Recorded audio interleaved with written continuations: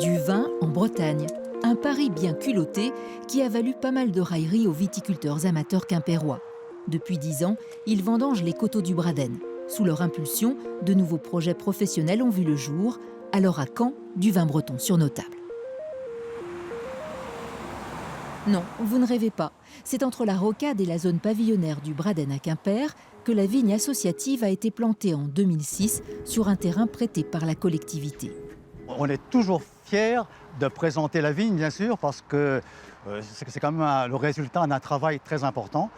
On a été pionniers en Bretagne pratiquement. En cette journée du patrimoine, les visiteurs se pressent dans les rangs de chardonnay et de pinot noir, étonnés de découvrir que l'on fait du vin blanc au nord de la Loire. On va mesurer donc le potentiel d'alcool avec cet appareil qu'on appelle un réfractomètre.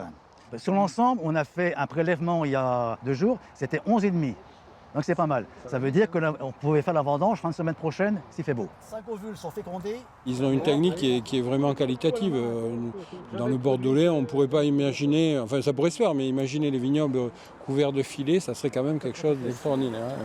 On dirait même que c'est un petit jardin privatif par rapport à nos grands vignobles qu'il y a autour de chez nous. Par rapport à d'autres régions où c'est couvert de vignes, donc c'est un peu du folklore pour moi ici. Pour les bénévoles quimpérois, il s'agit au contraire de retrouver une tradition et un savoir-faire disparus avec la dernière vigne bretonne dans les années 60, décimée par le phylloxéra. Une reconquête patiente, de la taille à la vinification, pour contrer le manque de soleil ou le sol granitique qui donne un jus acide. Malgré l'attention de chaque instant, il y a tout de même des déboires. C'est très variable d'une année à l'autre. En 2012, il y a eu 0. L'année dernière, on a fait 1400 litres de mou.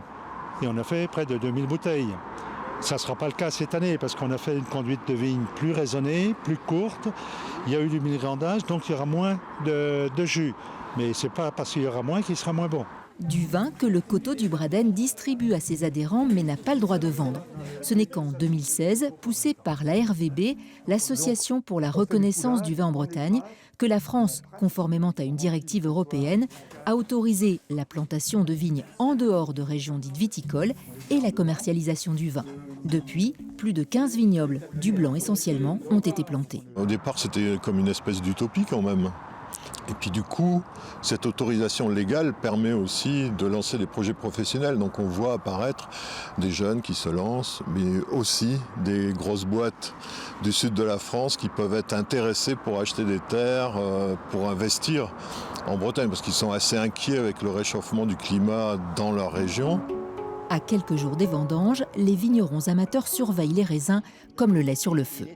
Il reste que le sucre, c'est exactement comme un pruneau. Un pruneau qui a perdu. Sucre qui permettra de corriger l'acidité liée au terroir et qu'importe le flacon pourvu qu'on ait la passion. Prenez 2017 par exemple. Vous le mettez avec des huîtres. Il a une pointe d'acidité qui est importante, mais l'huître qui a l'iode, ça vous donne un petit goût dans la bouche. Si vous êtes gourmand, vous prenez un bout de beurre, demi-sel, que vous mettez avec un pain de campagne, ça y est. Magnifique. C'est magnifique. Ok, merci. Un vin plus léger et plus fruité qui correspond aux attentes des consommateurs. En 2023, vous devriez trouver des vins bretons produits en Bretagne par des Bretons. Un vin made in Braise qui reste à inventer. Il faudra donc un peu de patience avant de le déguster avec modération.